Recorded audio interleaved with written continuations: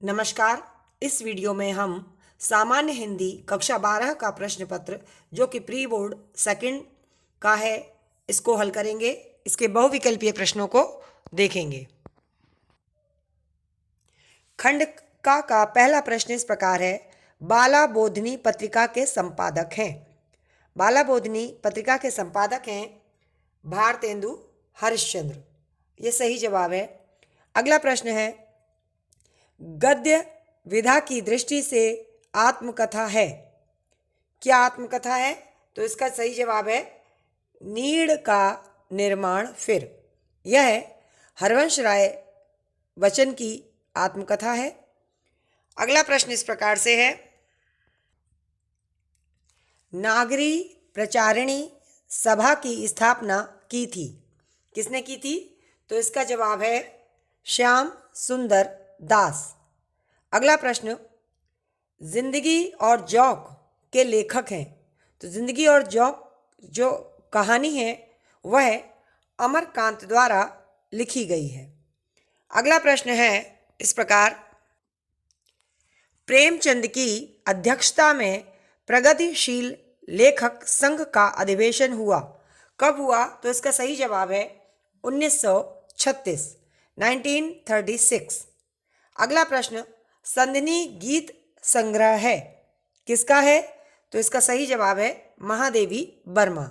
महादेवी वर्मा ने इस गीत संग्रह में अपनी 65 कविताओं का संकलन किया है।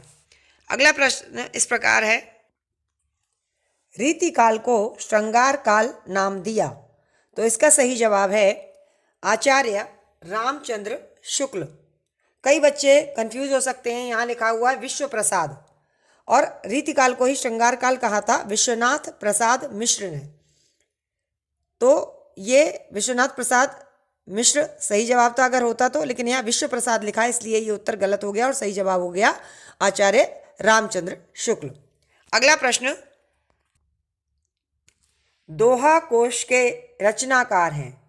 तो दोहा कोश के जो रचनाकार हैं वह हैं सरहपा और यह आदिकाल की रचना है। अगला प्रश्न, आधुनिक हिंदी काव्य का वैतालिक कहा जाता है। इसका सही जवाब है भारतेंदु हरिश्चंद्र। भारतेंदु हरिश्चंद्र को हिंदी काव्य का वैतालिक कहा जाता है। अगला प्रश्न, रामधारी सिंह दिनकर को ज्ञानपीठ पुरस्कार प्रदान किया गया। तो किस पर किया गया ज्ञानपीठ पुरस्कार प्रदान? उर्वशी रचना पर। अगला प्रश्न इस प्रकार है,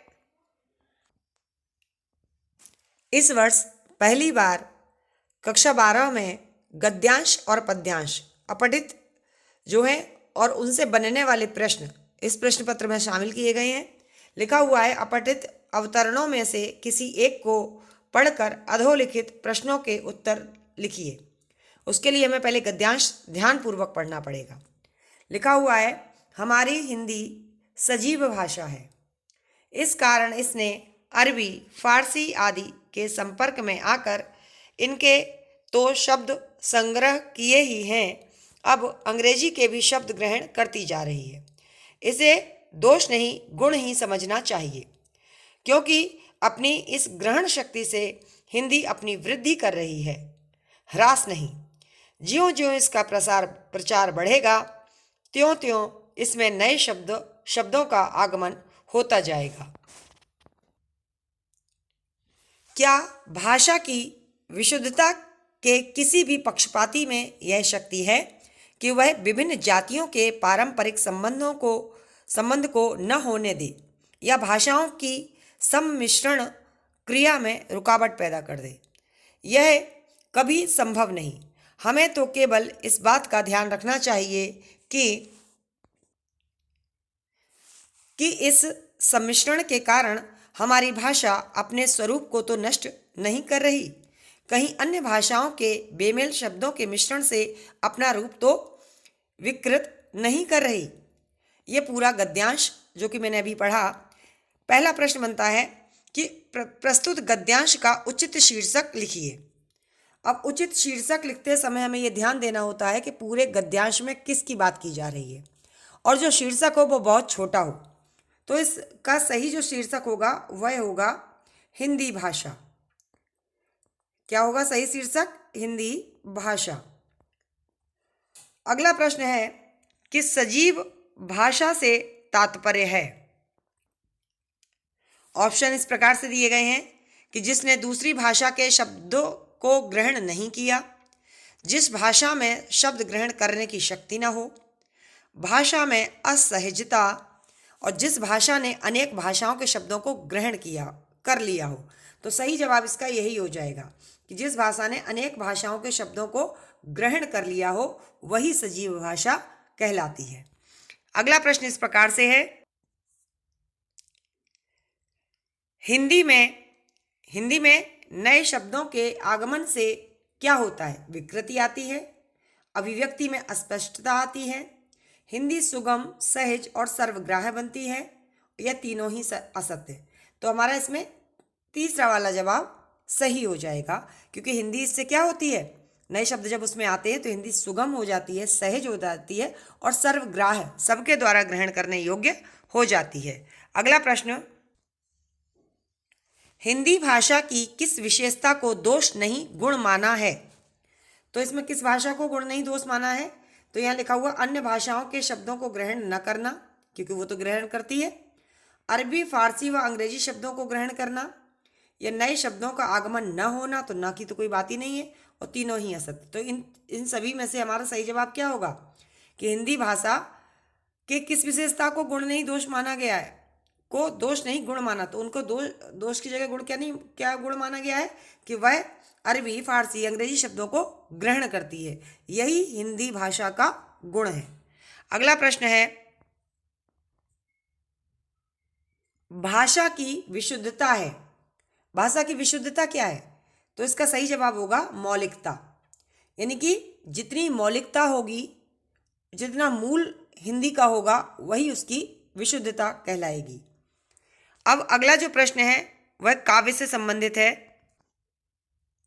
खा नंबर का प्रश्न ऐसे दिया गया है, भारत माता का मंदिर है, समता का संवाद जहां, सबका शिव कल्याण यहाँ, पावे सभी प्रसाद यहाँ, जाति धर्म या संप्रदाय का नहीं भेद व्यवधान यहाँ, सबका स्वागत सबका आदर, सबका सम सम्मान यहाँ, राम रहीम बुद्ध ईसा का सुलभ एक सा ध्यान यहाँ, भिन्न भिन्न भव संस्कृतियों के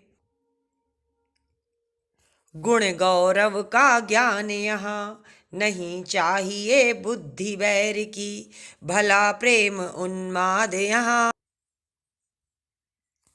सब तीर्थों का एक तीर्थ है, हृदय पवित्र बना लें हम, रेखाएं प्रस्तुत हैं अपने मन के चित्र बना लें हम, 100 आदर्शों को लेकर एक चरित्र बना लें हम, कोटि कोटि कंठों से मिलकर उठे एक जयनाद यहाँ, सबका शिव कल्याण यहाँ है, पाए सभी प्रसाद यहाँ। ये जो पूरी कविता है, इसके आधार पर पहला प्रश्न इस प्रकार से है कि कवि किस मंदिर की बात कर रहा है। तो आपने सबसे पहले कविता में पढ़ा भारत माता का मंदिर, तो कवि किसकी बात कर रहा है? भारत माता के मंदिर की बात कर रहा है। अगला प्रश्न है, जाति, धर्म, संप्रदाय का भेद कहां पर नहीं है? तो इसका सही उत्तर है भारत माता के मंदिर में। यहाँ पर विभिन्न प्रकार की जातियां, विभिन्न प्रकार के धर्म और संप्रदाय पाए जाते हैं। अगला प्रश्न है, सबको आदर कहाँ प्राप्त होता है? सबको आदर सम्मान कहाँ होता है? इसका सही उत्तर है कि भारत देश में। अगला प्रश्न, पद्यांश में कोटि शब्द का अर्थ है। तो कोटि शब्द का क्या अर्थ है? कोटि शब्द का अर्थ है करोड़। अगला प्रश्न, कविता का शीर्षक लिखिए। तो कविता का शीर्षक क्या है? कविता का शीर्षक होगा भारत माता का मंदिर। और यदि आपको याद हो तो ये कविता कक्षा 10 के पाठ्यक्रम में भी है, मैथिली शरण गुप्त द्वारा लिखी गई है। इसके बाद हमारा प्रश्न है, निम्नलिखित शब्द युग्मों का सही अर्थ चुनकर लिखिए। अब यहाँ शब्द युग्म दिया गया अली और अली, आली। तो अली माने होता है भंवरा और अली आली माने होती है सखी। तो पहला वाला उत्तर हमारा सही हो जाएगा। अगला प्रश्न है, जगत और जगत, इन शब्दों का सही अर्थ क्या है? तो इनका सही अर्थ है, जगत माने होता है संसार और जगत माने होता है कुएं का चबूतरा। अगला प्रश्न, निम्नलिखित शब्दों में से किसी एक शब्द के दो अर्थ लिखिए। दो अर्थ लिखने हैं एक शब्द के। पतंग, पतंग माने क्या होता है? पतंग माने होता है सूर्य। और पतंग माने क्या होता है? इसके अलावा पतंग माने होता है गुड्डी। गुड्डी माने क्या होती है? पतंग जो आकाश में उड़ाई जाती है, कागज की बनी हुई होती है। तो पतंग शब्द के ये अर्थ है। अगला है द्विज शब्द। तो द्विज शब्द के क्या अर्थ है? तो द्विज माने होता है दांत, क्योंकि दांत हमारे दो बार जन्म लेते हैं। एक बार दूध के दांत होते हैं और दूध के दांत टूटने के बाद दोबारा हमारे जो दांत आते हैं उनको हम द्विज कहते हैं। जो दो बार जन्म ले वो द्विज। और इसके अलावा द्विज कौन? इसके अलावा द्विज कहते हैं ब्राह्मण को। ब्राह्मण दो बार जन्म कब लेता है? एक बार माँ के गर्भ से जन्म लेता है तब, और दूसरी बार उसका जन्म तब होता है जब वह ज्ञान प्राप्त कर लेता है। तीसरा शब्द है कर। तो कर माने हाथ होता है और कर माने लगान होता है। इसके अलावा कर माने किरण भी होती है। तो ये हमारे थे एक शब्द के दो दो अर्थ, जो हमने तीनों ही शब्दों के कर लिए, लेकिन आपको परीक्षा में किसी एक का ही लिखना होगा। अगला प्रश्न, निम्नलिखित में से किन्हीं दो वाक्यांशों के लिए एक शब्द लिखिए। दो वाक्यांश और एक शब्द। पहला क्या पूछा गया वाक्यांश? बिना वेतन काम करने वाला। जो बिना वेतन के काम करता है उसे हम कहते हैं अवैतनिक। अवैतनिक यानी बिना वेतन के काम करने वाले को हम कहते हैं अवैतनिक। अगला है, जिसके समान कोई दूसरा न हो। जब दूसरा नहीं होगा उसके समान तो द्वितीय माने दूसरा, और अ उपसर्ग लगा देंगे तो क्या बन जाएगा? अद्वितीय, जिसके समान दूसरा न हो। अगला प्रश्न, अगला लिखा हुआ है, क्या लिखा है? पैरों से जल पीने वाला। अच्छा, पैरों से जल कौन पीता है? पैरों से जल पीते हैं वृक्ष, यानी जड़ों से जल ग्रहण करते हैं। तो इसको कहते हैं, पाद माने होता है पैर और पा माने पीने वाला, पादप। पादप माने पैरों से जल पीने वाला। अगला पूछा गया है, जंगल में स्वयं लगने वाली आग। तो जंगल में जो आग लगती है उसे क्या कहा जाता है? उसे कहा जाता है दावानल। क्या कहा जाता है? दावानल या दावाग्नि। अग्नि माने भी हाँ, अग्नि माने भी आग होता है। तो क्या सही शब्द हो जाएगा? दावाग्नि। यानी कि जो जंगल में लगने वाली आग है उसे दावाग्नि कहते हैं, और जो समुद्र में लगने वाली आग होती है उसको बड़वाग्नि कहते हैं, और जो पेट में लगने वाली आग होती है उसको जठराग्नि कहते हैं। अगला दिया गया है, निम्नलिखित में से किन्हीं दो वाक्यों को शुद्ध करके लिखिए। तो दो वाक्य शुद्ध करके केवल लिखने आए, चार हैं। मुझे भारी दुख हुआ। तो भारी शब्द का प्रयोग यहाँ गलत है। यहाँ भारी की जगह हमें क्या सही शब्द लिखना होगा? बहुत, यानी कि मुझे बहुत दुख हुआ। अगला है, सभी छात्रों में रमेश बहुत श्रेष्ठ है। तो सभी छात्रों में, सभी का प्रयोग गलत है। छात्रों में रमेश बहुत श्रेष्ठ है। तो छात्रों में यानी जितने भी छात्र होंगे सभी अपने आप आ जाएगा।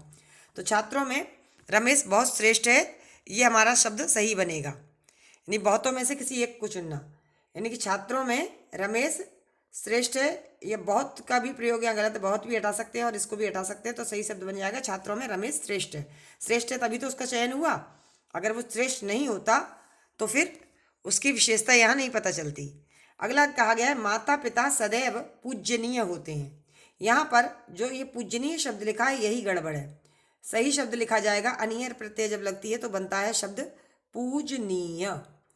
पूजनीय शब्द ठीक है। अगर आप पूजनीय नहीं लिखेंगे तो आप केवल पूज्य लिख सकते हैं, लेकिन पूज्य के साथ अनीय प्रत्यय नहीं लगानी। इन दोनों में से कोई एक अगर लिखते हैं तो वाक्य आपका सही हो जाएगा। यानी माता पिता सदैव पूज्य है, ये ठीक है, या माता पिता सदैव पूजनीय है, पूजन करने के योग्य है। अगला है, अनेक शब्दों के लिए केवल 100 रुपये मात्र की बात थी। केवल 100 रुपये मात्र की बात थी। तो इसमें जो ये शब्द है हमारा, वो उसका सही क्या होगा? उसका सही होगा कि केवल और जो मात्र शब्द है, केवल और मात्र शब्द ये एक साथ नहीं आते। मात्र और केवल का अर्थ एक ही है। तो या तो हम ये बोलें 100 रुपये मात्र की बात थी तो सही हो जाएगा, या केवल 100 रुपये की बात थी, या तो मात्र का इस्तेमाल करें या केवल का, लेकिन इन दोनों का यूज एक साथ नहीं करना है। तो ये ध्यान रखना है हमें। तो ये था आपका सामान्य हिंदी का प्रश्न पत्र जो कि कक्षा 12 का था। आशा है कुछ आपको इसमें मदद मिले। आप पढ़ते रहिए, परीक्षा में कम समय बचा हुआ है। नमस्कार।